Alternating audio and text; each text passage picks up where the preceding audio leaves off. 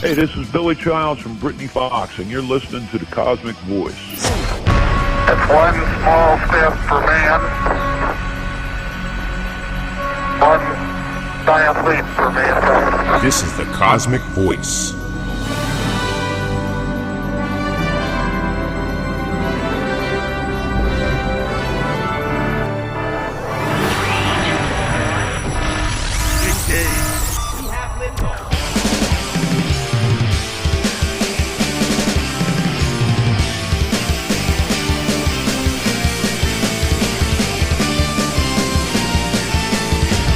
Cosmick Voice. Music, talk, and nothing but business with your hosts, Chris Natalini and Mick Michaels.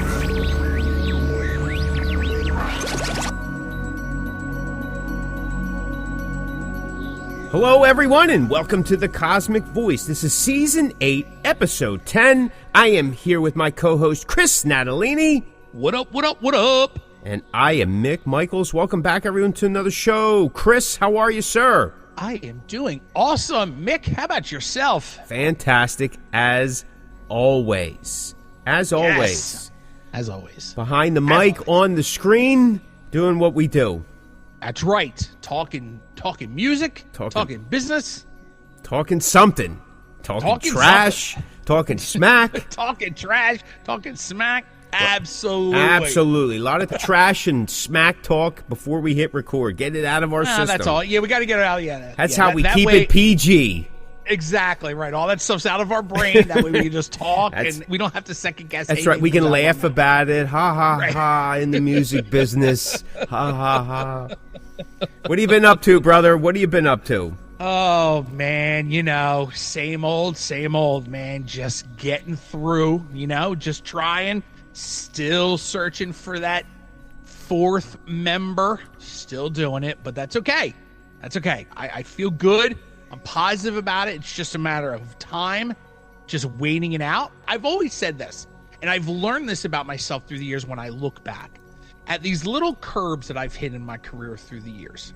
I've always said to myself, hang in. It's going to work out. You visualize it's going to work out.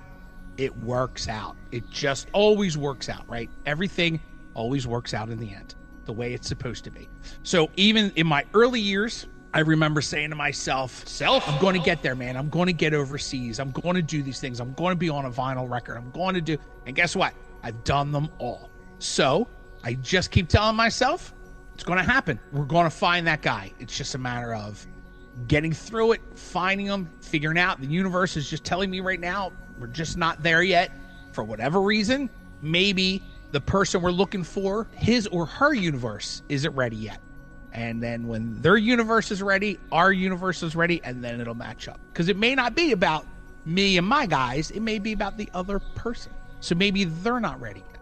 So the universe is kind of, working its way for them, maybe not for us. We just have to be patient. The reason I say that is because, like I said, looking back on my career, I've always kind of had that brain pattern, and it's always worked out. I worked with a gentleman. He's another truck driver. And he got back late one night, and we were just talking, and I said, oh, man, what's going on? How come you been back so late? And he's like, oh, man, I was in this accident, all kinds of traffic, and it took me extra hour and a half. And I was like, oh, man, that's horrible. That sucks. And he's like, you know what, man? He says, there's a reason why I was stuck in that traffic, because if I was 10 minutes earlier and further up in the traffic, it may have been me in that accident. And I was like, wow, man, that's some heavy stuff. And he just said it right off the cuff, didn't even think twice about it. And I was like, man, that's heavy. That's heavy way to think about things. And it's the truth, man. It may not be just about you. It may be, well, in his eyes at that moment, it was about him. But in this aspect of it, maybe it's not about me. Maybe it's about the other person that's coming into my band or my life. Maybe he or she is not ready yet. So it's just a matter of me waiting, being patient while they're getting ready. If you believe in that kind of thing, which I kind of do. We always say the universe works in weird ways. So that's my heaviness for this show. But yeah, I feel that way, and I've always felt positive about it, and I just feel that I just got to give it time. I got to keep putting in the work and getting there. But I'm also looking at opportunities, looking at what other things I can do and be able to create while I'm off in this time. And when it does all come together, I'll be ready to go. Just kind of fighting forward, man. Just moving forward, bro. It's all I can do. All I can do. Absolutely. And listen, I think that mindset of understanding, and we'll just use the term, what the universe has to give us. And the universe could be, depending on who you are, it could be some form of God, some form of belief, your faith, cosmic beings, whatever. It doesn't make a difference. Whatever helps that positivity in your life, like you're saying, to keep moving forward. But I also think it's something that most individuals start to develop as they get older. It's not necessarily an aging thing. It's a life experience thing, which develops a level of wisdom. Yeah. And I think that we become more, not accepting of it, but when you start speaking in terms of like the universe and stuff, there's certain a level of acceptance that we should have so that we can embrace what's happening, so that we can move forward and open up other avenues, more doors, more opportunities. But I definitely think it's something, especially in this business, because you need, listen, it's tough because it's not for the faint of heart. I've always said that. You may not come into it with a tough skin because none of us, I don't care what we think, what we thought we knew, none of us come into this knowing what we're really in for. And most of us, like myself, have delusions of grandeur. Not even illusions. They're just delusions. And you have all these beliefs. I'm going to be 16, right? I'm going to be a rock star. You going to college? No, I'm going to be a rock star. What are you kidding me? And I said that with the utmost confidence. 100%. You know what I'm saying? Me too. I even went to college and still said, I'm going to be a rock star. I'm going to be a rock star. And you know what? I'm in my 50s, and somewhere I kind of still whisper down the lane, I'm going to be a rock star someday. What are you going to be when you grow up? Well, I think I'm going to be a rock star. And you say it real low because I'm going to be a rock star. But it teaches you, in some weird way, it's a survival tactic, a survival mechanism that it puts things into perspective so we can weather the storm, like times like now, when you're missing members or there isn't a place to play or you're being aged out or you forgot how to tune your guitar because you can't hear the tones anymore. It could be anything. Could that be what's happening to me? Maybe. But it's those things, and I totally agree with you. I always had the tendency, you put the energy out there and you kind of let it go a little bit and see where it takes you. You don't forget about it, but you kind of stay on your path, though. Yeah. Be open to what comes along because you never know what opportunities can present themselves, but don't lose sight of the path or the destination that you want to be. And like I talked about in a couple other episodes, like as I'm changing my method, my model, I'm going to change some routes. Still know where I want to be. Yeah. I just deciding that, like I said before, maybe I'm going to backtrack over some older roads that I haven't been on for a while, or just try some new avenues. And like you said, being open to what may present itself may not be exactly what we're hoping to do, but it could be something along the lines, right? Something that runs parallel to it, adjacent to it, whatever. And maybe for some of us, it's an extreme, hey, you know what? I'm just going to kind of T-bone it into something else and see where it goes. And sometimes that big change, there's going to be some bumps and bruises with it. We have to experience that. For many of us, it's never that smooth of a transition. If it was, we'd be making changes all the time, right? That's right. I look at it like this too. When you and I were younger, we wanted to be rock stars, right? We always said, we want to tour the world and we want to play in front of thousands of people. If you look at it realistically, we've done exactly that. You and I have had the pleasure and the blessings to travel the world, played in front of thousands of people. Maybe not thousands at one time, but if you pull together all the crowds that we've played with over the years, we've done that, right? We've done what we've set out to accomplish. Maybe not in the way that we intended it to do, but we were able to do it in the way that the universe intended us to do it, if that makes sense. Absolutely. Because you and I, we did travel the world. You and I have played different countries. We've played different states. We've played in front of a lot of people. So if you collectively put that together, we kind of did what we really wanted to do, just not in the way that we expected to do.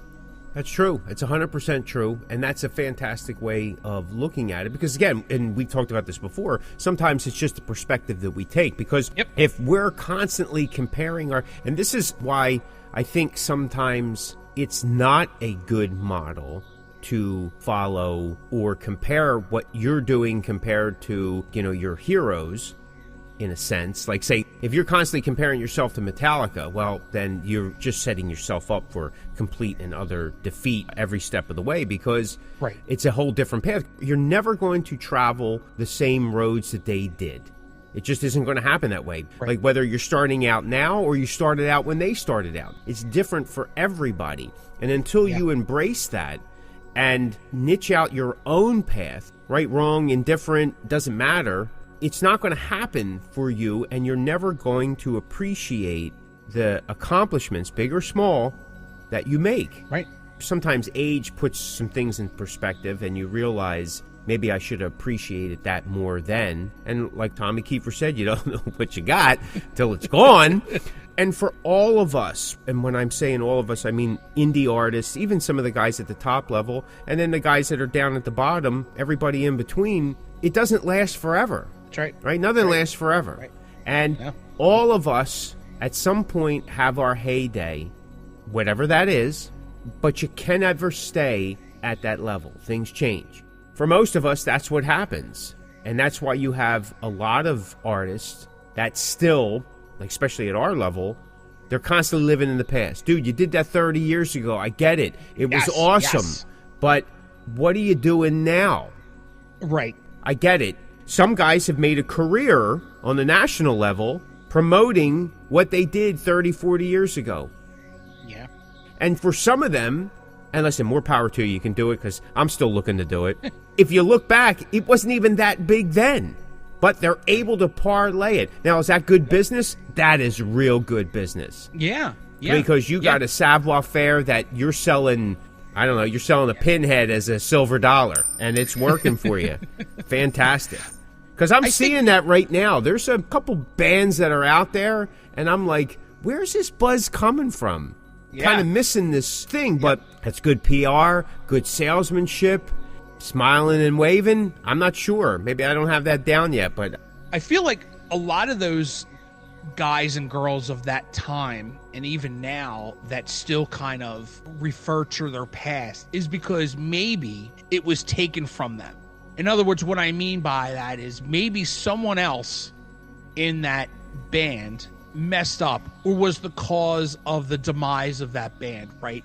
I've had so many setbacks because of other people. So, so when something is taken away from you when you're not ready for it to be, I think it's hard for people to let that go, because you go, I didn't do this. Someone else did this for me, and I wasn't ready to stop. I was ready to do more, but someone else was in charge, and they screwed this up for me. When I look at bands and artists, I always think of that. I always go, when those kind of artists are reliving or trying to keep moving, with something from their past, when I look at it, I go, I wonder if it's because they just were never to move on because it was taken from them by someone else, and not because the band decided to just stop, right? Like, that's a completely different story when a band decides, we're done, we're not doing this anymore. Let's throw Kiss in there because we haven't talked about him yet in this episode. Let's just say, Eric Singer wasn't ready for Kiss to be done. And Paul and Gene are like, well, we're done. This is it. We're pulling the plug. And then Eric Singer's like left with his sticks in his hand going, I'm not ready to be done. And it's hard for him to kind of get past that because it wasn't his time to be done. So, when I see those kind of bands, I go, especially a lot of those 80s bands that still come back around and, there's only one original member, and I go, because maybe it's just those guys just trying to relive that past because they weren't ready, or when the music changed, they were doing exactly what they wanted to do, and then things out of their control sidelined them, and now they're able to kind of parlay that into something else. So, well, I mean, you bring up a great case in point with Kiss. Now think about this, and this may change the perspective. Their farewell tour was decided because that current collective of musicians wasn't working out internally. They just didn't want to go forward with it. Right. And when Paul Stanley talks about, and I know they've retroed a lot of their storylines over the years, but whatever. When someone asked him, hey, when's the next tour after the farewell tour, he was like, why do I have to end it? I'm still relatively young, and so on and so forth. So you understand why there's that drive to do it. Yeah. Right? Yeah, oh, yeah. And this is what they decided to do. And based on some of the storylines, depending on when you read it, when he presented that to Gene, and Gene's like, okay, they set up a tour. Gene presented it to the band. By that time, Peter Criss was already out. Ace Frehley was still in the band. He goes, we have another tour. And Ace goes, again, allegedly, I wasn't in the room, but goes, you guys are going to go on tour. I'm not. So he was given the opportunity, and he decided not to. Now, they all play it like, oh, it's about the fans and about the fans. Let me tell you something, man. When the money's thrown at you, it ain't about the fans. I'm sorry to say. They use that afterwards when they missed their mark. Because if it wasn't about the fans, Peter Criss wouldn't have came back to do that symphony routine.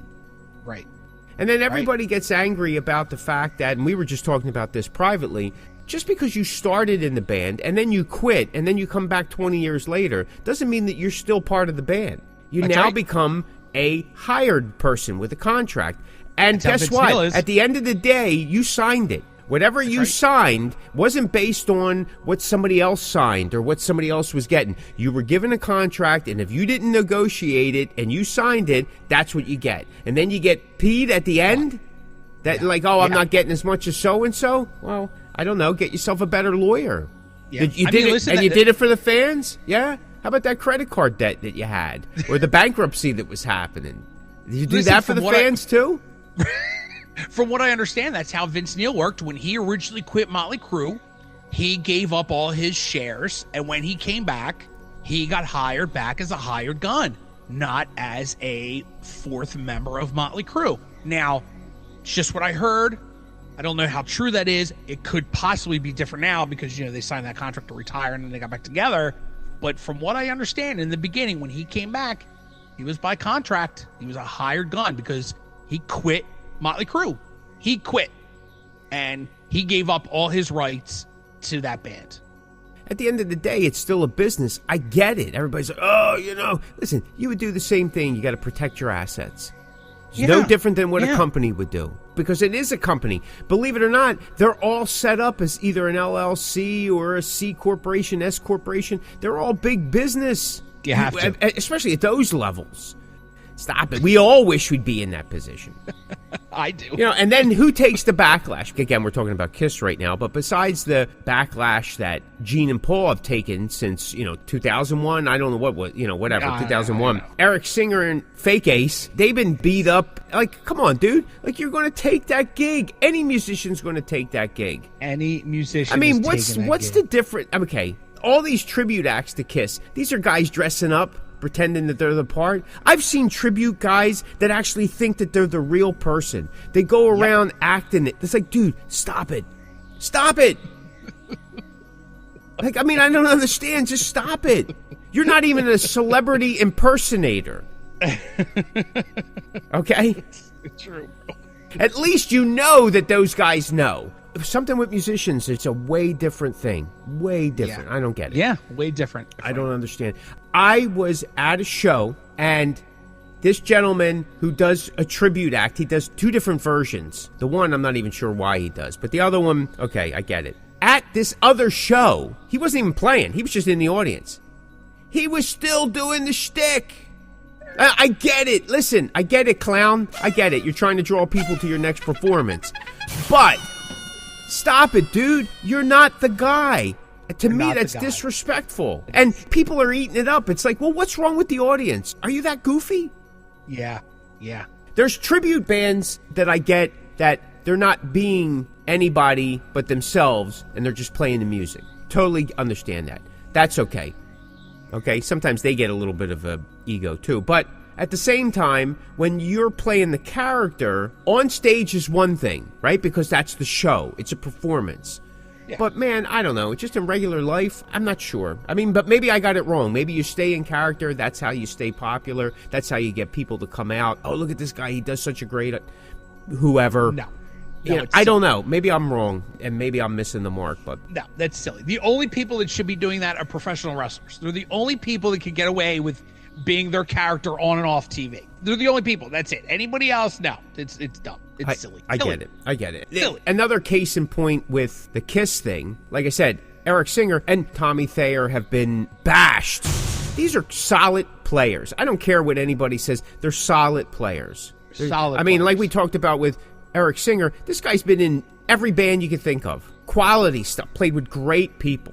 It's not even about their musicianship. Okay, it's about the makeup. But there was an interview with Eric Singer. How did he feel about putting on the makeup? He says, look, I can have two answers for you. He goes, the first is, I don't give an F. And two, he goes, I'm not emotionally connected to the situation.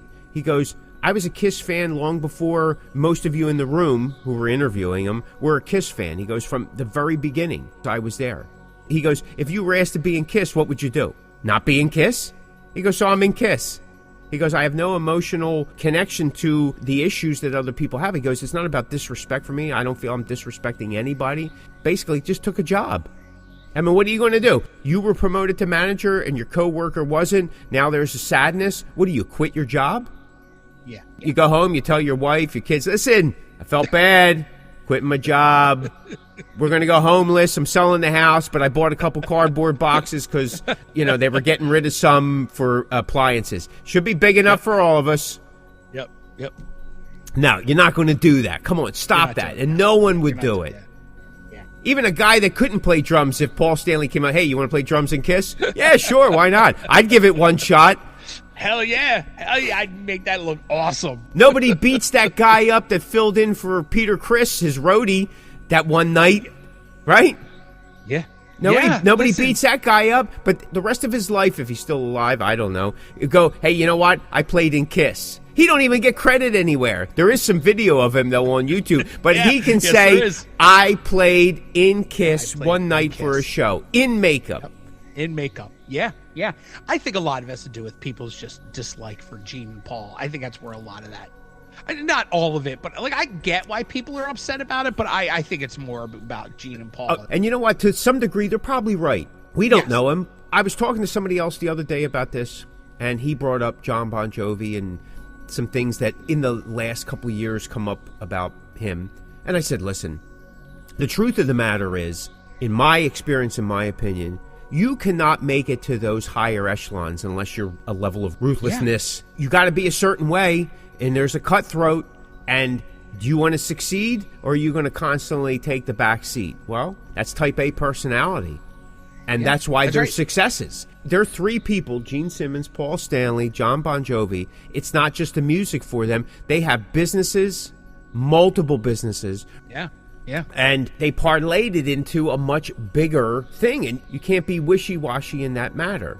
I realize that that's probably part of my issue, among other things, that I just never could cross that line after a certain point. Yeah, me neither. And that's why I'm kind of still sitting backseat. I'm not even backseat. I am somewhere in the trailer, and maybe not even with a cover. You know those little trailer bumper things that go on? And it's just like this little thing that you put some crates on and you tie it down with like either a ratchet strap or some bungee cord. Well, that's where I am, and they didn't even take the time to put a tarp over first. So I'm out there in all the weather, you know what I mean, the elements, and I'm sitting there, and that's where my career's been. Yep, I know, I hear you. I'm driving the same way. They left me at the rest stop. That's right.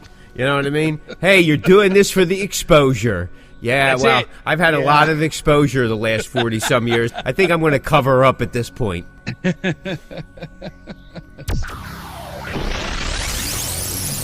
It's Ross the Boss. Take it down. Johnny D from Britney Fox. This is Stephen Piercy from Rat, the Rat Bastard. You're listening to the Cosmick Voice. All right, let's get into the topic of the show. And the topic of this show is influences and their impact. Influences and their impact.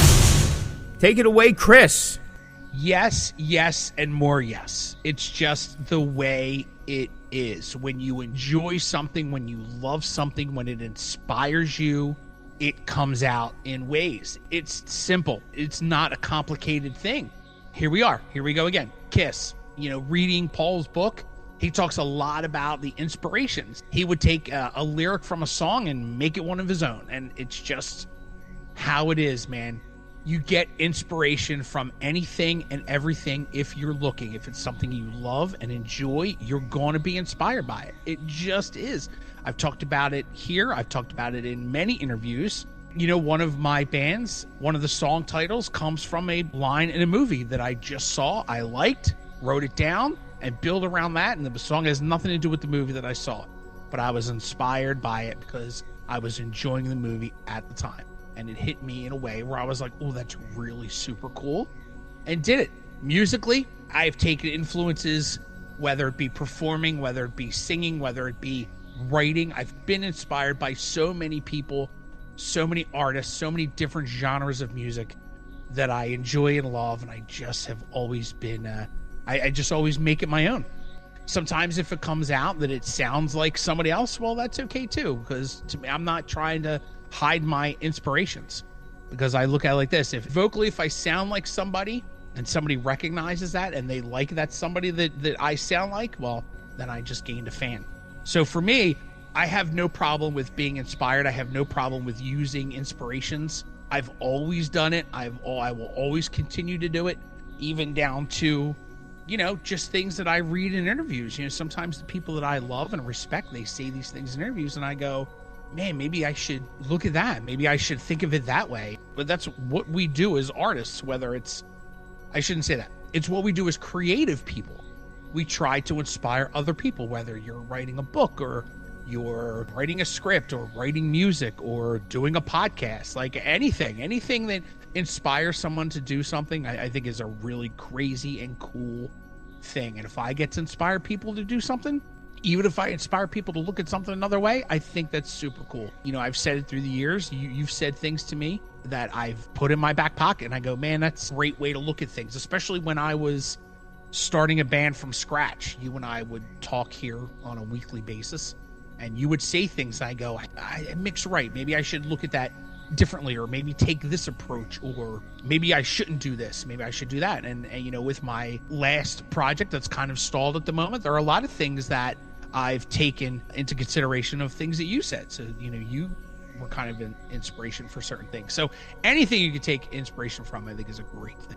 I totally agree. I think as artists, you become aware early on that inspiration sits everywhere with anyone at any time. And I think that being open to that opens additional doors. I've had similar experiences. I've watched a movie and then all of a sudden, like, the movie inspires like a string of words, and I've jotted stuff down while I'm watching a movie. Yeah. And it goes somewhere, or I hear something that sparks this thought, and that thought goes on to think, and then all of a sudden it becomes a song or something. So it's there. And sometimes it's a combination of things, or it's an individual, or even some of your big artists have that ability to inspire, right? Simply because they're already in that position too. That's a good thing. When it becomes a copycat thing, that's something different. And that happens quite often because the inspiration could be so overwhelming.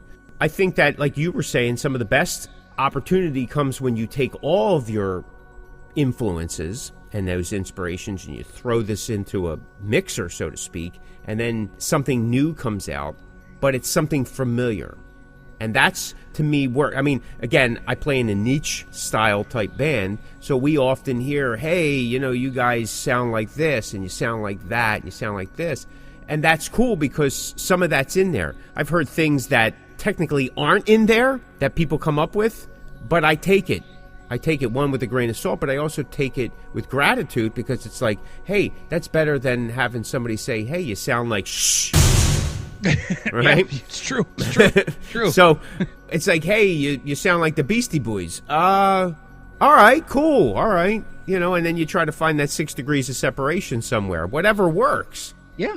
And like, you never hid that.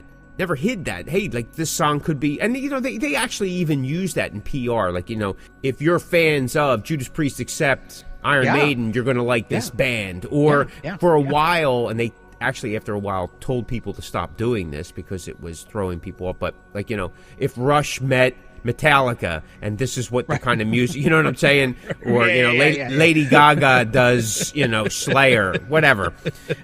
And I still see it, though. I still see that people will do that. I mean, I guess for some, it creates spark of interest, or it connects the dots. Because we talked about this before. People will gravitate towards what they feel is familiar. So if someone hears one of my songs and they go, and I've heard this before, you guys sound like Whitesnake, and it stops me in my tracks, I'm saying to myself, well, okay. I mean, for us, Whitesnake wasn't that, but John Sykes' early Whitesnake was an influence on me, so maybe I'm hearing some of that, but there's definitely no David Coverdale going on in this band. But that's what people would relate to. Yeah. So, I mean, I've heard comparisons, and I've told you this, but like from ZZ Top to AC/DC to Anthrax to Judas Priest, which Judas Priest, Black Sabbath, yeah, of course. I understand that. Yep. ZZ Top, Anthrax, I'm not exactly sure, but that's how people relate to their influences. That's right. So even if they heard just one chord or note or small progression, so that's a positive. Inspiring others is actually more difficult to do than being inspired yourself, so to speak.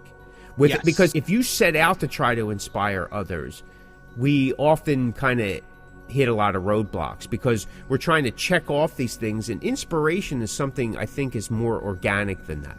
And there's people that are out there for sure, and they're always surprised at it. If they're being legitimate, genuine, they're often surprised at how they've inspired others when they've been seeking inspiration themselves. Yeah. Do you see what I mean? Yeah. And it's kind of crazy, because oftentimes you'll go to the storyline of, say, your favorite artist, because you hear it all the time. Oh, they inspired me to this and to do that and that. But then you find out their story, and it's like their influences were way different. Yeah. We don't realize that because, again, it's that path that they walked, right? We were talking about that. We're never going to repeat those same steps that somebody else did. But if we find inspiration from them, we actually get a piece of it, of their steps. It's kind of interesting, when you look at it like that. But yeah, inspiration is everywhere if we're really open to it, or if we take the time and look for it. I mean, everybody's understanding of it is there's a lot of negativity in the world. And the last 5-6 years has been rough for everybody. But there's still positivity out there. There's positive stuff everywhere. It just usually gets clouded. People gravitate towards the negative, and you know what? For most of us, we look for it because it gives you that drama. Positive stuff, there's no drama to it. That's right. We have to consider that sometimes, and I think as artists, we have that responsibility, even if we're just doing it for ourselves, we have that responsibility to find some level of positivity because the music's supposed to be positive to us, and we need to translate that to whoever the listener is, whether it's 1, 100, 1,000 or more, unless you're just not releasing. It's just stuff you do and you just put it somewhere on a shelf in a basement and that's the end of it. But there's some positivity to it anyway because you wouldn't be doing it otherwise if it didn't create some positivity to your life. So it is translating somewhere else in your life to other people, whether you're sharing your music or not. So I think that that's important. That's just my opinion. And I agree, and I hate to date the podcast, but recently, as of the time of recording this, Jelly Roll was just on the Joe Rogan podcast. Now, I'm not a huge Jelly Roll fan, not for any reason, just not into his style of music, but it's kind of fast track the end of the story. He was inspired by this, I think his country artist was named Craig Morgan, right? And it inspired him to, I guess, be better. And of course, Jelly Roll has had his issues through the years because of drugs and alcohol. It's not a secret, obviously. As of the time of recording this, Craig Morgan just inducted Jelly Roll into the Grand Ole Opry Hall of Fame. And Jelly Roll was inspired by someone many years ago, and obviously Jelly Roll didn't take that path, but he eventually found his way back. And Jelly Roll, with his positivity, with his weight loss, with his songs, with everything that man has been through, he is a huge inspiration to a lot of people. And, here is a guy that has gone through hell and high water, and now he's this huge inspiration to hundreds, thousands, millions of people. He was inspired by one country artist at the time, when he was a young guy. And think about that. Even though Jelly Roll fell off his path, he still found his way back, but he's always been inspired by something or someone. It just took him a long time to get back, and here he is. And now he's inspiring millions of people. Same thing, Taylor Swift, inspires millions of, I'll say people, but you know, obviously her demographic is, you know, women, which is fine. She inspires women. That's a great thing too. So I always feel like, you know, there's, no matter what you enjoy or what you like, there's always some kind of positive. And going back to what you would say, you know, there's not a lot of positivity in the world, and Jelly Roll lived that negative lifestyle, but he made the change, and now he's living this positive lifestyle. So if anything, he's an inspiration to go, listen, even though you make these bad choices, you could still find your way back, because he did. And he's making a better life for himself and his family. Because even if you fall off, and you can always find your way back by inspirations, and you just have to kind of weed out what works for you. You know, I just seen a quote this morning. It said, the best time to start was yesterday. The next best time to start is right now. So we all have that ability. You know, they always say sometimes you got to hit rock bottom to make you make that decision. Yeah. And I've been there a couple times in my life. I'm not afraid to say it. And, you know, you finally say, this is it. I can't go. I can't keep repeating this over and over again, whatever it is. And you start making steps to change. And immediately something alters. Maybe the situation doesn't clear up, or it doesn't happen all, you know, but it becomes a mental, emotional, spiritual change that gives you the strength to continue to move forward. Like you were saying, there's that level of acceptance with the universe saying, hey, not my time. I'm working on some other time, and it's going to happen. I'm staying focused. I'm staying positive. This is where we're going. So that's an interesting concept, and it's not an easy one, for sure. No, it's not easy. I'm not saying it is easy. I'm just saying that you just have to stay focused. And if you're inspired by something or someone, you just have to keep that in your mind, that it's going to be hard and it's going to be tough, but you got to just keep moving forward. And again, like I had said about you and I, it may not be what you envisioned it to be, but you have to be open to it maybe turning into something else. Absolutely. You are listening to the Cosmick Voice with your hosts, Chris Natalini and Mick Michaels.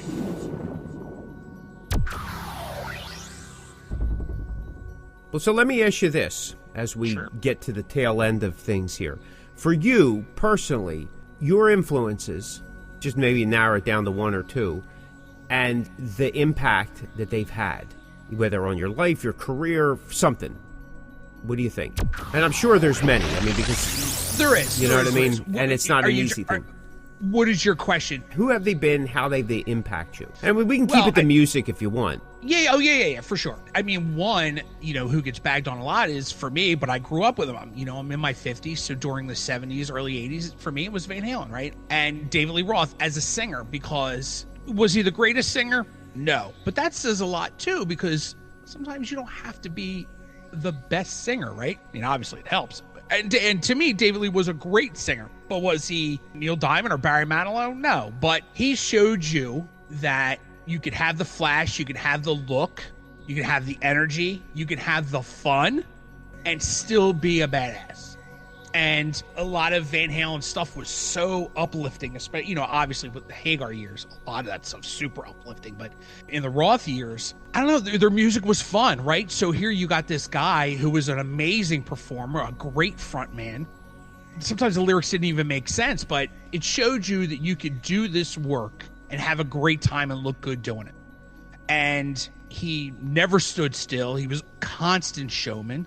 You know, I just took little bits and pieces of that. Paul Stanley, same thing. Well, pretty much the exact same thing, except Paul Stanley was an amazing vocalist.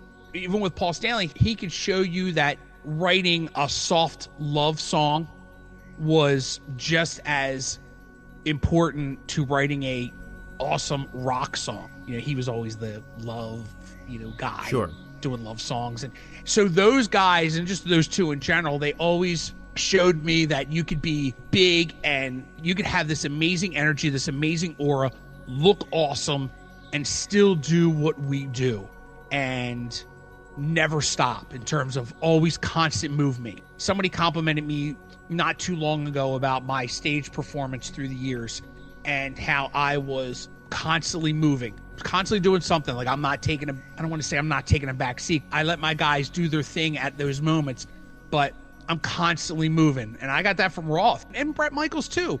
since he was a huge influence on me, I just one of those things I noticed, they never stopped moving. And maybe they weren't, not necessarily Roth, because he always wanted to be the focus point of your attention, but when he's competing with Eddie Van Halen, that's kind of tough. But they're always moving. There's always movement. It's always about the show, right? You and I have said this a million times. We come from that era.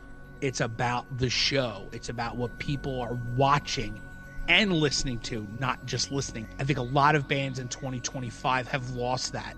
It's not about the show. It's about, which I understand. It's about the music. It's about the playing. But for me, I want a groove and a show more than 6,000 notes. You have a great breakdown. That's awesome. But I want to see a show. I don't need all this integral guitar playing or drum playing. I just need a cool riff with a great groove and a show. That's me. That's me. And I understand I am in the, I'm on an island by myself with that, but I'm an older guy. Yeah, so those guys, Brett, Dave, and Paul, they were always an inspiration to me pretty much for a lot of the same reason. And I have picked different things and that I've used through the years. When I was on stage, with my former bands, I used a lot of David Lee Roth-isms through between songs, just as a goof. And the guys in my band really liked it, and it was always the thing. But I just always picked things from those guys because of those reasons. You could look great, you could be a badass, and you could still make great music, and you don't have to be playing Tom Sawyer to have a great song with a great feel and great energy. It makes sense. Absolutely. How about you? Well, for me, KK Downing definitely as a guitar player. It always struck me, KK always seemed to take a back seat. Now, and as time went on and more information came out, it was almost like being designed that way. But at the same time, I knew he was a lead guitar player, but I also noticed that he also kept that rhythm going. And there was something about that. Rhythm always kind of got me. There was always something about the rhythm, more than the leads.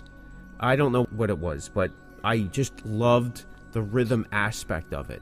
And I was drawn to that, especially with him. A lot of my playing style is wrapped around that early Judas Priest type of flow, and how he presented it, and how he was kind of that hidden gem, that guy in the shadows type of thing. Early on, I modeled my whole thing around. Ace Frehley was another big influence on me. However, and we talked about this before, I don't sound or play like Ace. However, when I'm in the studio, I often go, how would Ace play this? Because I always looked at him as a simple but sophisticated type of guitar player. By today's standards, he wouldn't be considered a shredder of any sorts. I'm not a shredder. I'm not even a lead guitar player. I shy away from it as much as I can. I unfortunately have to do it because I'm the only guitar player in the band, and we decided on 4 people, only 1 guitar player, which is fine because most of my career outside of Corners, I played with a second guitar player, and I was always that guy that kept it going and let the lead guitar player do whatever they had to do. And I was content with that because I wrote a lot of the music. To me, that was a strong point. Without a good riff, you think about it. I mean, there are some memorable leads out there, but most of what we hear especially in our genre, it's that hook of the riff. That riff. Yeah. Yep. So to me, it was it made sense. It really did make sense. I think that the type of influence it was maybe helped me become a better player. And I joke around a lot about not being that great of a player. I'm kind of sloppy, and the truth is I am. Actually, as the older I get, the worse I seem to get, simply because of my hand and other things. I think during the time, especially, was that quote-unquote backup guitar player. And I realized that a lot of people, especially nowadays, look at it as that's not very glamorous. There's not a lot to it. But to me, even today, when we're playing live, even if there was a lead in the song that we recorded, there are some songs that I don't play the lead part that I played on the recording because I felt, and I discussed it with the band as we were putting live sets together, that the rhythm section was probably more important to hold on to in that short amount of time. Yeah. You know what I mean? Especially to keep that groove going or whatever it is, right? We're guitar driven, but to showcase the lyrics, but we emphasize the riff in the song over the soloing. Do I solo? Yeah, I guess. I go through I play a couple notes here and there, and you can probably clock them. They're usually all under 30 seconds. Because I often hear from my singer goes, we need a little bit more lead. I go, yeah, you think so? Who we bringing in to do that? Because it's not me. You know what I mean? Because I don't feel that the song should be revolved around a 2-minute lead. Right. This is what I took from my inspirations. Even Ace's leads, when we're talking Kiss Alive and Kiss Alive 2, some of them leads were a little bit more intricate. Made sense. I totally get that. Yeah. But he did his parts, and then it came back in. Because it was a very vocal band. Yeah. Right? Yes. And they had 2 guitar players that played similar riffing, but in different parts, with different orientations of the chords, which created this dynamic, which I thought was just always amazing, right? As opposed to guitar players that, you got 2 guitar players that are playing the exact same thing in the exact same positioning. I get that because it's like this wall of sound, but then there's this depth that happens when you're playing. And KK and Glenn and Priest did similar things like that. They had contrasting rhythms or rhythms that worked off of one another, and I always thought that was just an amazing thing, and I think that's where my playing went, so that's where some of that, and that impacted literally everything that I do, even to today. It's unfortunate the last thing that I think of when I'm writing a song is what the solo is. I never work out solos before, and it's always once they're on the deck. It's like, because I don't think in those terms, and then that's when I go, man, what would Ace do here? He would just play maybe about 3 notes, diddle, diddle, diddle, diddle, and then that's the end of it. I mean, you can hear on some of my stuff, I do them double stops, the Chuck Berry type of things. Like, I mean, hey, you know what I mean? If it worked for Ace, it could work for me.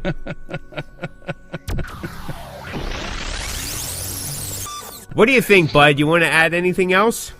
I don't think so, man. I think influences are exactly what they're supposed to be. Influences. And I think that's pretty self-explanatory. That's right. And they can be amazing and they can be magical if you allow them to be. Don't get stuck in them, but let them blossom your career into whatever you want it to do. If you like that episode, check out some of our other episodes at www.thecosmickvoice.com. Step into the Cosmickverse and find your influence. Thanks so much for listening. This is the Cosmick Voice. If you have a question, a topic idea, or something you want us to address, just contact us through our Facebook page at The Cosmick Voice. You can listen to The Cosmick Voice at Spotify, Breaker, Apple, Google Podcasts, Radio Public, Pocket Cast, and at thecosmickview.com.